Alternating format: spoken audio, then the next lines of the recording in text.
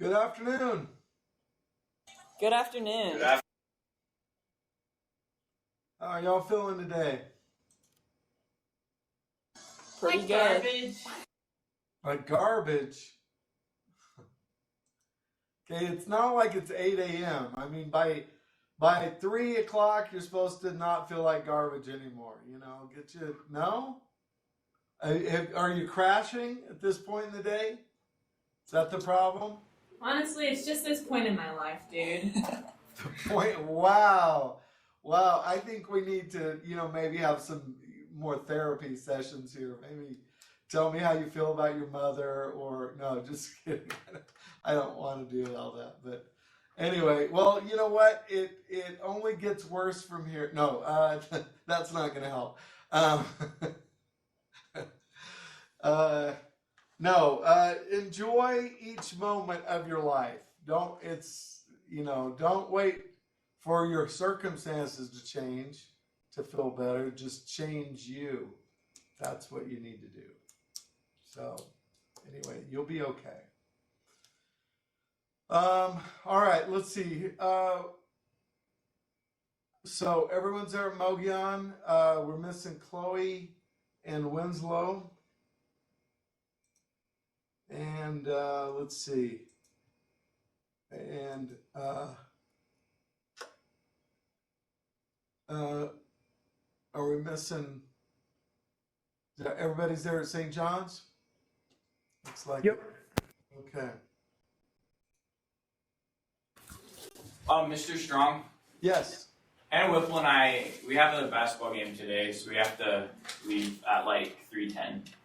3:10. Okay. Yep. All right. Well, let me.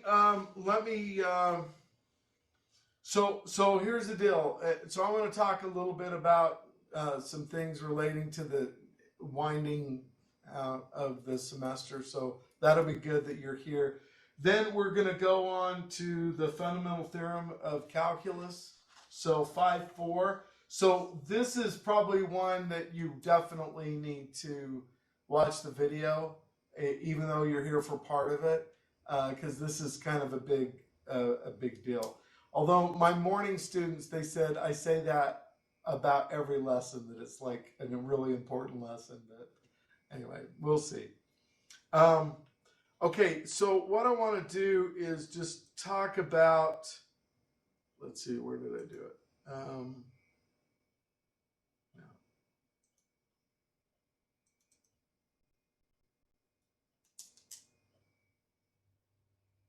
There's kind of, going into the final, there are sort of two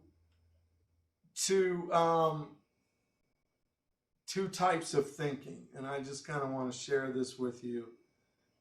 It's panic at the final, or hey, look, Ma, I made it. Okay, and so those are kind of the dichotomy. Is some students sort of freeze up. I know you guys, you've already been through talent classes, college classes, but really final exams are so different for college classes than they are for high school, because it's usually kind of taught at a different level. So I just kind of want to say, so when you see the finish line, then that's the time to do what?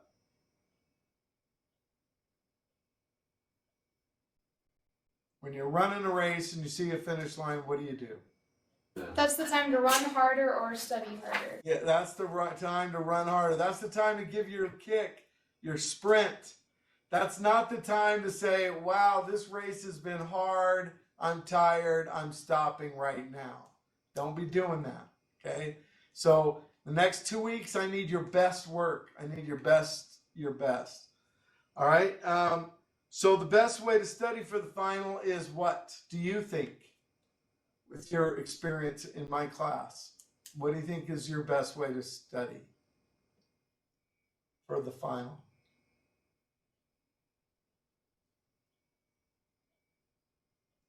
Practice. Okay? It really is the best, in sports and in math. It's practice is the best. So I would definitely review guided notes. do practice problems from the book, and then even going over it as you study for the remaining quizzes and tests. That will help. And then actually reviewing quizzes and tests that we've already had, I think is a good thing too. Okay. Now, a couple of things that's going to help you. So I think I talked about these yesterday, but I just want to put it up there in writing. Chapter 6, when we take the chapter 6 test, then we're going to drop the lowest test. So you really have nothing to lose from chapter 6. If you actually even said, I'm not taking it, then that would be okay. I have had students that do that because I did this last year. I made chapter 6 sort of extra. And but then again, I also had some students that, I had a student that had got a 40 on one test and got a 90 on chapter 6. And so that really helped his grade.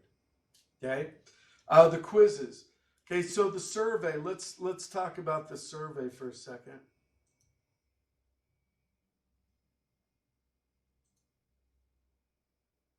Oops. Okay. Right here. Okay. So, where's that survey quiz? Well, I guess I got to import it. It's not where I thought I put it. Okay, so where it says Course Improvement Survey, this is right above Chapter 1 on the Moodle. When you click on that, then it'll just take you a couple of minutes. And so you can do that. And then I'm going to have up there a survey quiz, extra credit. And there's just going to be one question on the quiz. True or false, I did the Course Improvement Survey. And if you push true, you click true, you get 5 points extra credit. Okay? So so the survey is available, but I'll have to put the little extra credit. It was up there in one class, but I don't know why I didn't make it in this one. So anyway, so we'll put that up there. Okay, so then let's go back. All right, and then the final extra credit, if you do the one-page evaluation like you did last semester, last year, you get 5 points on your final. And that's on top of the curve. Okay, now remember, I am curving both of my calculus classes together. So then once, so I determine the curve. So like if you get an 80, and there's a 5 point curve, but then you do the evaluation, then you'll end up with a 90. Okay, so that would be a good thing. Okay. All right. So any questions on any of that?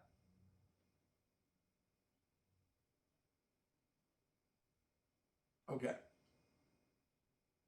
All right. So today, like I said, we are going to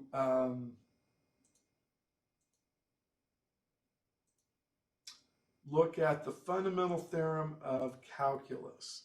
And if that sounds important, it is. All right, so we're going to start off with the mean value theorem.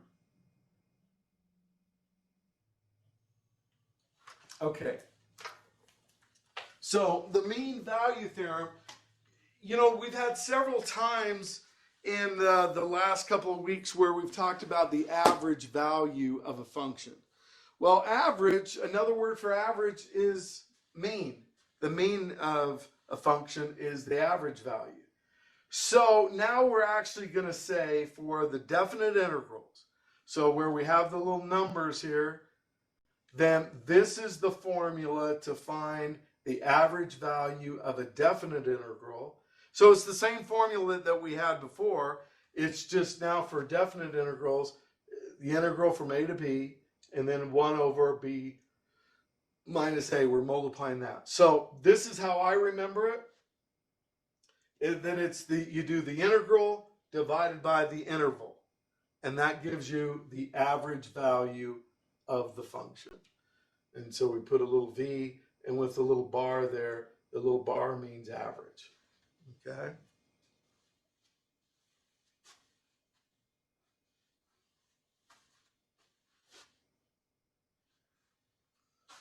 Okay.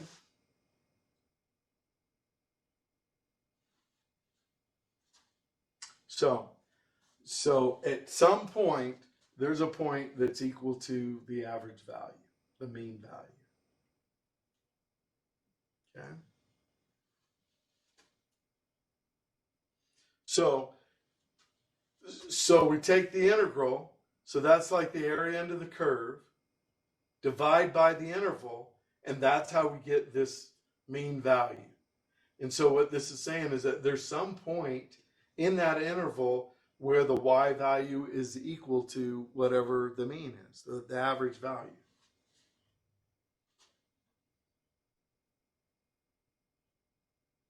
Okay, so let's do this.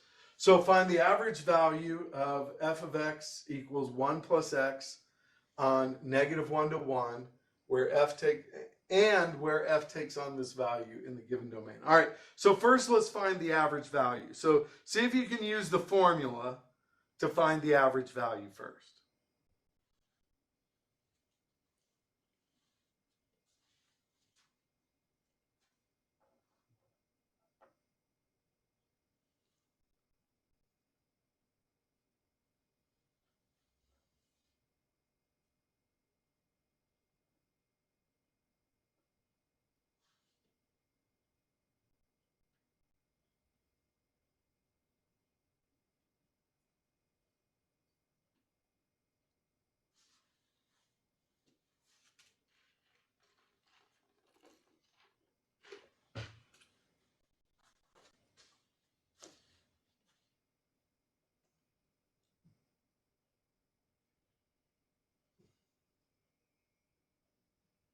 All right, so Rachel, when you find the average value, let me know.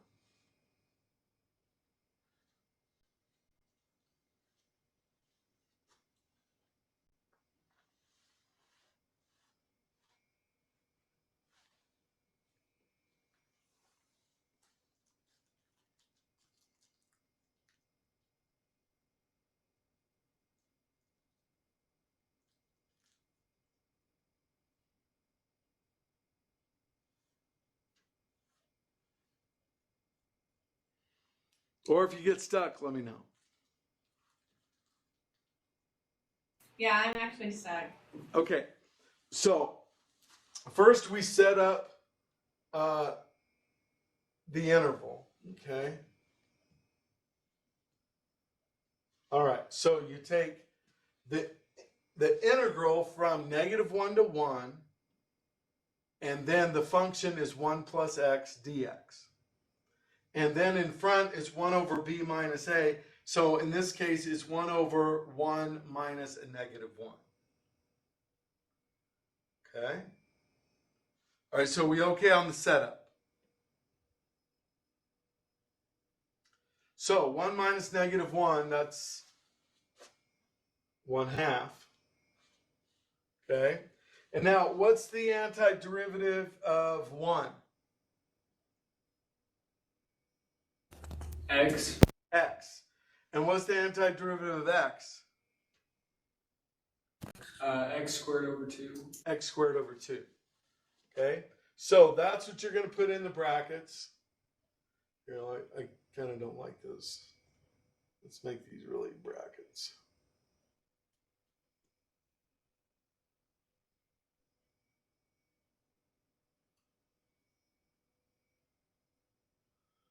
Okay, so then you put in brackets, and then you evaluate that at 1 and -1, and then subtract. So you plug in 1, plug in -1, and then subtract those two.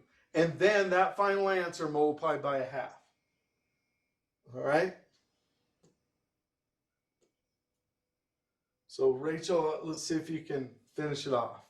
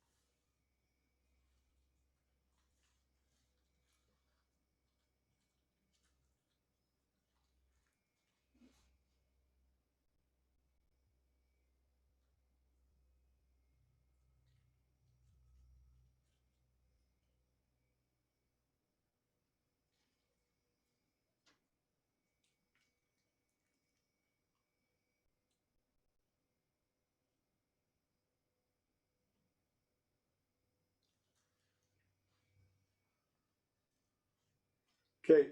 I see everybody's reaching for your calculator. You really don't need a calculator on this because you just are squaring 1. So you have 1/2, and then you have 1 plus 1/2 minus, okay, then you plug in -1, so -1 plus 1/2. And so this ends up being 1 and 1/2 minus, okay, -1 plus 1/2 is -1/2. So 1 1/2 plus 1/2 is 2. And 2 times 1/2 is 1. So the final answer is 1. So I think for a lot of these, I understand, because you don't know when it's going to be fractions, how messy it's going to get. But usually I would recommend you just try to do it by hand and then just see. Because a lot of times these won't be bad. Now, sometimes you need a calculator. I admit that. But when you're plugging in 1 and -1, you really shouldn't need a calculator there. All right. Well, anyway, any questions on the setup or the math or anything on that?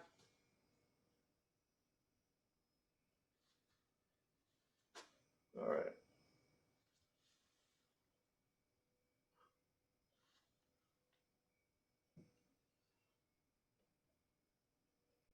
Okay.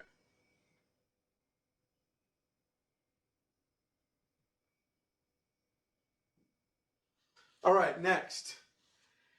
If the value of the definite integral is 0, then its average value is always 0. Because then it doesn't matter what the interval is, 0 divided by whatever is going to be 0. Okay? So,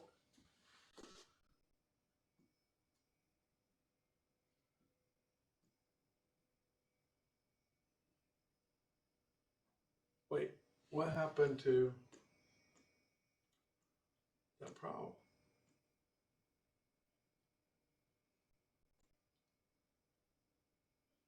All right, well, okay. So, practice 1. So, what would be the answer to practice 1? If the integral, it's going to be 0, because if the integral is 0, 0 divided by -4, still going to be 0. Okay. Oh, here we go. Hey, Mr. Strong. Yes. Rhett and I are gonna head out right now. Okay. All right. Well, good luck.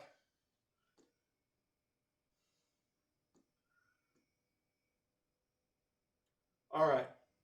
So, kind of what we've talked about is the idea of the kind of the two branches of calculus being worked on by Newton and Leibniz. So Newton was working on the physics ideas with derivatives and antiderivatives.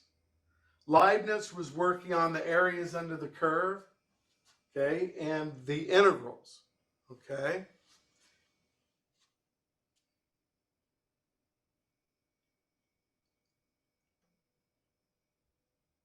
So, okay, the fundamental theorem of calculus part 1 basically says that the derivative, remember capital F meant the antiderivative. So this is saying the derivative of the antiderivative, which is, so d dx is another way to write the derivative, and then the integral is another way to write the antiderivative. And so this is saying the derivative of the antiderivative is the function.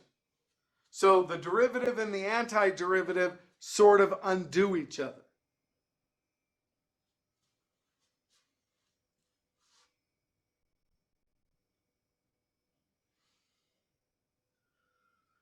Okay, so this is the part that goes in the first blank right here, what f is.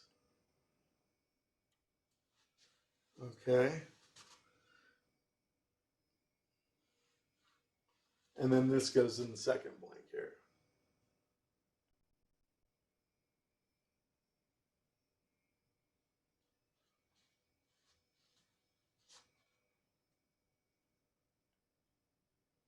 Now, it's kind of more obvious if you were to ignore the middle part.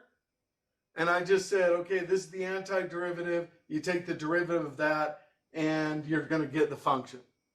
Okay? What's a little tricky is this right here because of the different variables. Okay? So what you need to remember is when we do the derivative of the integral, those are like going to cancel. But you actually have to do a variable swap. Instead of f of t, you're plugging in the x. Okay? So let me show you why this works. Now, if you're one of those that have to know why it works, you might want to write this down, but you don't have to know this. This is just, see, when I take the derivative of an integral, okay, so let's just hold off on the derivative part. If I do the integral, then the antiderivative of f of t is capital F of t. But I'm evaluating it from a to x, okay, where a is a constant and x is a variable. All right, so now what you do is, remember when you do the antiderivative, you plug in the top limit of integration minus the bottom. Okay? So you're taking the f of, now you plug in x minus the f of a. Well, so now when you do the derivative of this, see the derivative of f of x, let's move this down.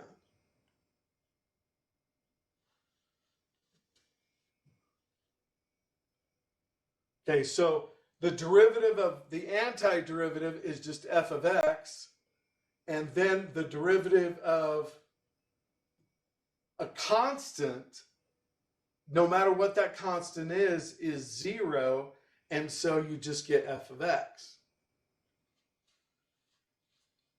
So even though we started off with a t here, the derivative of the integral, it's like these cancel, but you have to do the variable swap. And so instead of t, you're going to have x, and then whatever the derivative of x is. Okay? Now that might not seem like a big deal, but let's see if I can show you why that matters. Okay, so we're going to use the fundamental theorem of calculus to find the derivative of the integral of sine t dt. Okay, so in general, the derivative and the integral cancel because it just means the derivative and the antiderivative. They're going to cancel. But what we're going to do is instead of t, we're going to substitute x. And instead of dt, we're going to have the derivative of x, which is 1. So in this case, well, we don't have to go through all that. You could just, this is the long way. The short way is to just say, look, the derivative and the integral cancel, and so the answer is just sine, but you replace the t with x. So your answer is just sine x. Okay?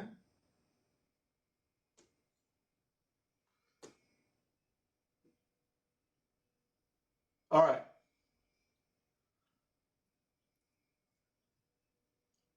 So what would the answer be here? See if you can work that out.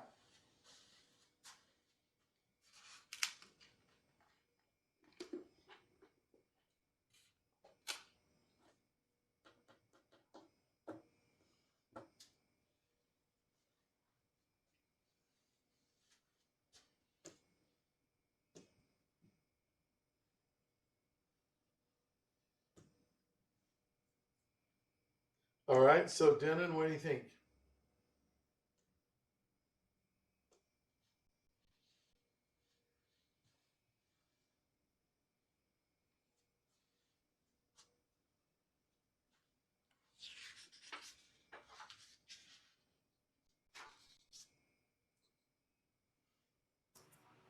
One over one minus x. That's it. That's it. Okay? So it looks all complicated, but whenever you see take the derivative of an integral, it's easy. Now all you're going to do is do a variable swap here. All right, now this one has one little trick to it. And that is when you do the variable swap, the x needs to be on top and the constant on the bottom. So if you switch, how is it legal to switch the limits of integration? What do you need to do in order to do that? Make it negative. Make it negative, okay? So if we make it negative, now we're able to switch, okay? All right, so now see if you can finish it off here.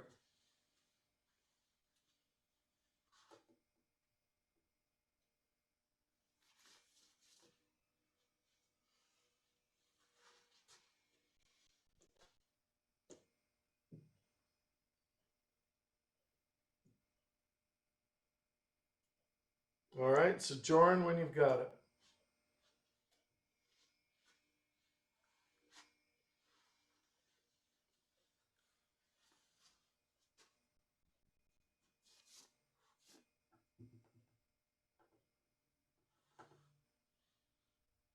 Is it negative 2x cosine x?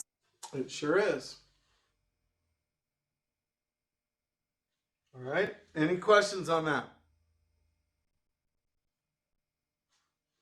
Now, in all the examples that we've done up to this point, we haven't really had to worry about the dt because the derivative of x is just 1, okay? But see, now on the last example here, part D, see when in place of t, you're going to substitute in cosine x. But now for dt, you have to put in the derivative of cosine x. So what's the derivative of cosine x? Negative sin x. Negative sine x. So the answer here is going to be cosine x times negative sine x. And then you can, if you want to, you can rewrite that with the negative in front. But so notice that one's a little tricky because the thing up here didn't have a derivative of 1. So if the limit of integration doesn't have a limit of a derivative of 1, then you're going to have to multiply by its derivative. Okay? All right, any questions on that?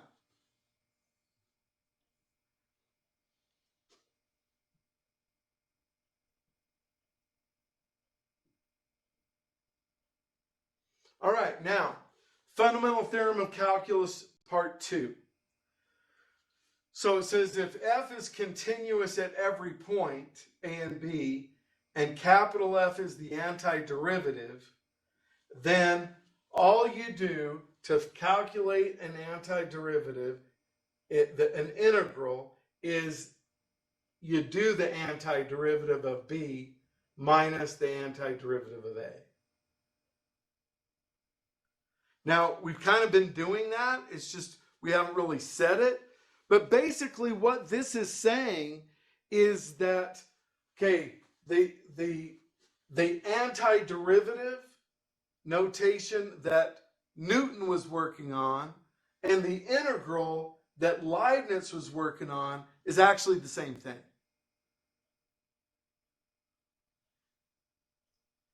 So you do the antiderivative and plug in b minus the antiderivative when you plug in a. Okay, so then this is the blank. What happened here? So the theorem says that to calculate the integral of f over the interval from a to b, we need to find the antiderivative and then calculate the number f of b minus f of a. Okay? So the f of b, whoops. So this f of b minus the f of a, this is going to be a number. So a definite integral, when you have limits of integration, the answer is going to be a number, not another function. So like we know the antiderivative of cosine of x is sine of x. But see, when we have limits of integration, our answer is going to be like pi halves or 3 or 27/5 or something like that. The answer is going to be numerical because you're going to plug in and then subtract.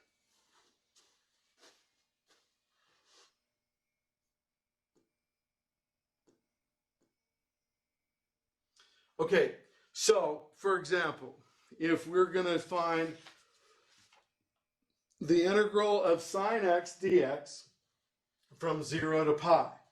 Okay, so now we think, okay, the antiderivative of sine x is negative cosine x. And then you put that in the brackets, and then you're going to evaluate that at 0 and pi. So you plug in pi first, minus what you get when you plug in 0. Okay, so it's going to be negative cosine pi minus negative cosine 0. Okay, so cosine of pi, that's 180 degrees. So that cosine is negative 1. So you'll have the negative of negative 1 minus a negative, so plus cosine of 0 is 1. So this is going to give you 1 plus 1, or 2.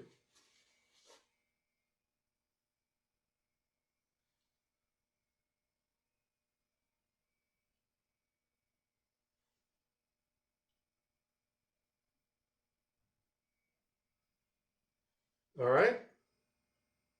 So let's go ahead and have you do the rest of those. So for practice 3, do B and C.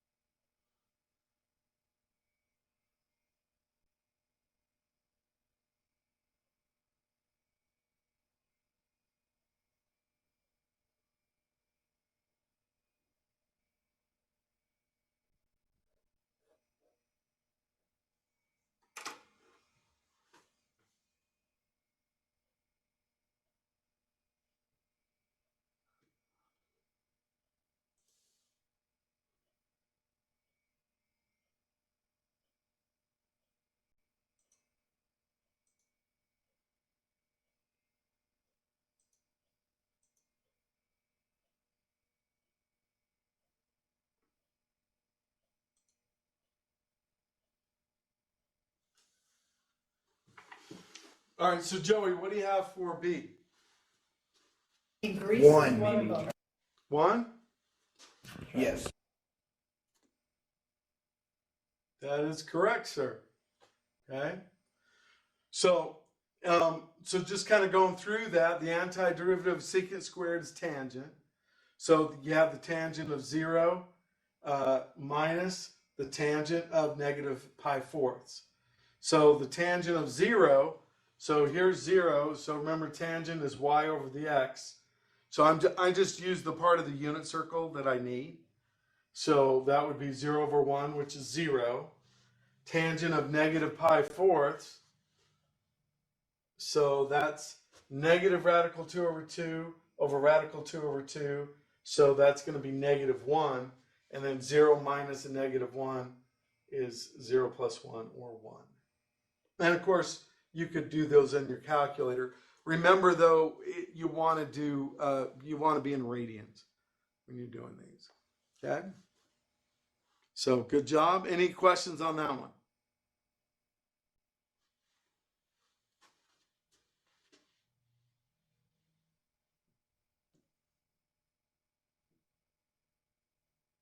All right.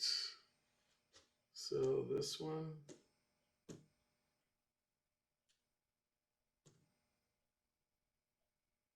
All right. So Denon, when you got this one, or if you get stuck, let me know.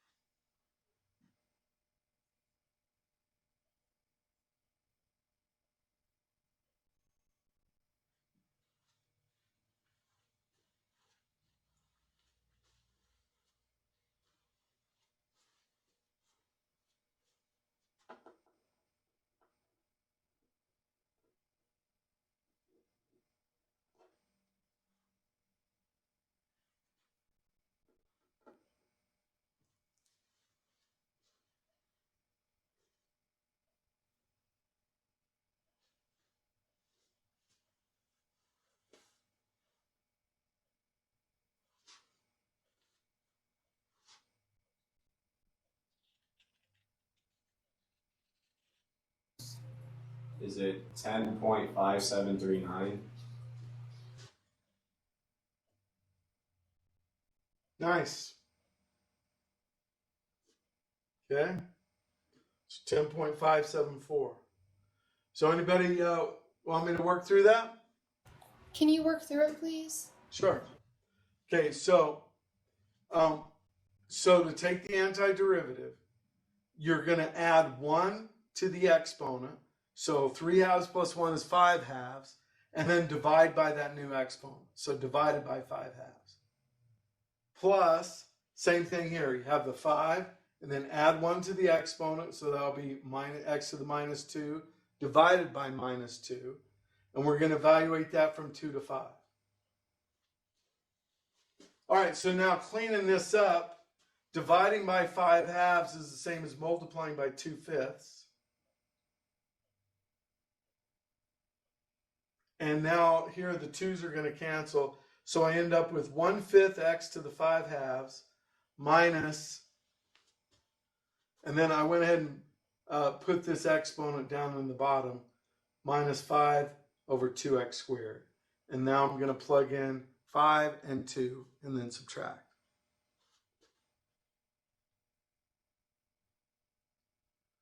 So when I plug in 5, I get 1/5, 5 to the 5 halves, minus 5 over 2 times 5 squared, minus, now I plug in 2.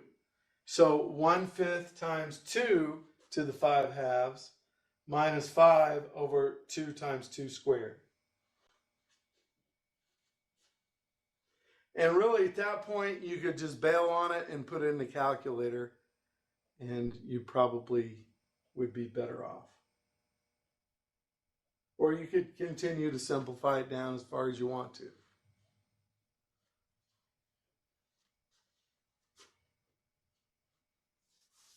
So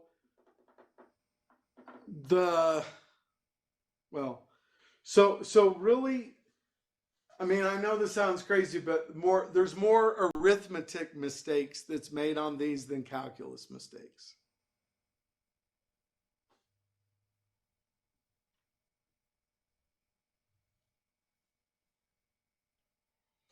All right, so you got it from there, Joran?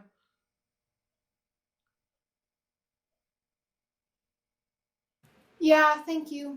Okay. So that's, well, anyway, let's just.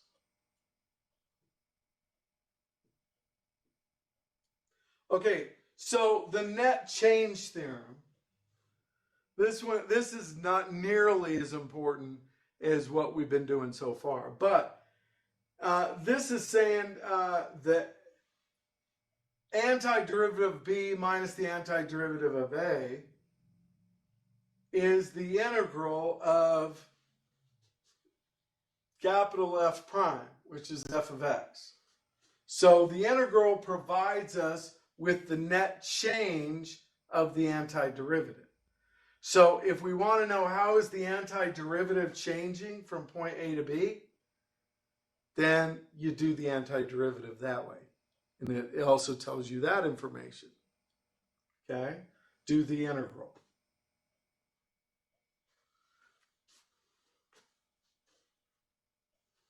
Okay?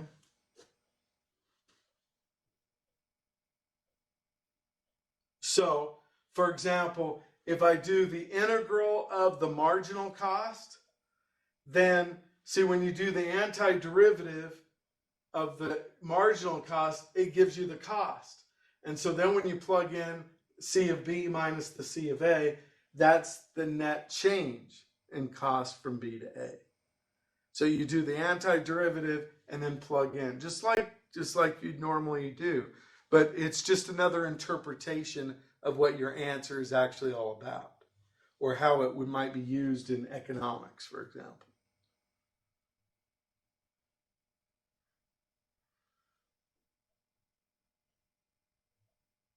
Okay, let's go to, wait, where did the practice problem go? Mr. Strong, for the the bit we have to fill in on 4, what do we put in for that one? Okay, so the net change over an interval is the integral of its rate of change. So let's go back. So you probably would put this right here.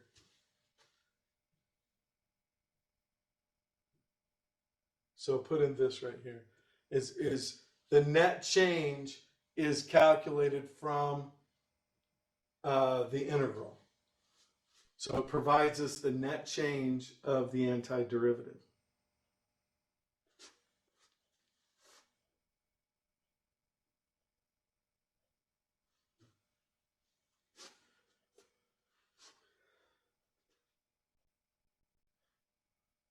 Okay?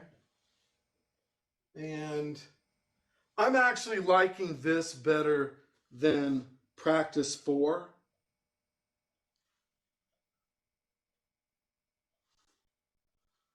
So, well, I guess we could do practice 4.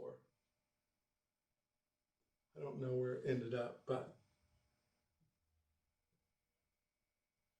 Okay, so it's saying we want to find the net change. So the integral from t1 to t2 of v of t dt. Okay, so when we take the antiderivative of v, you could use a capital V. So a capital V of t2 minus what?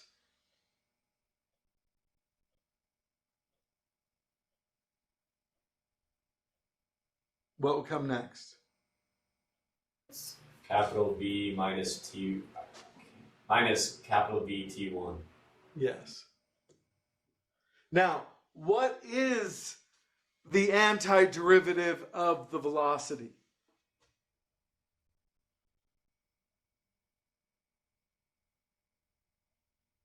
Position formula. Position.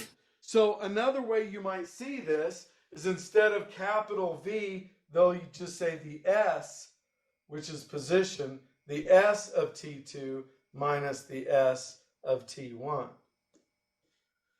But you've got to remember that the antiderivative of V could be written as capital V or it could be written as S.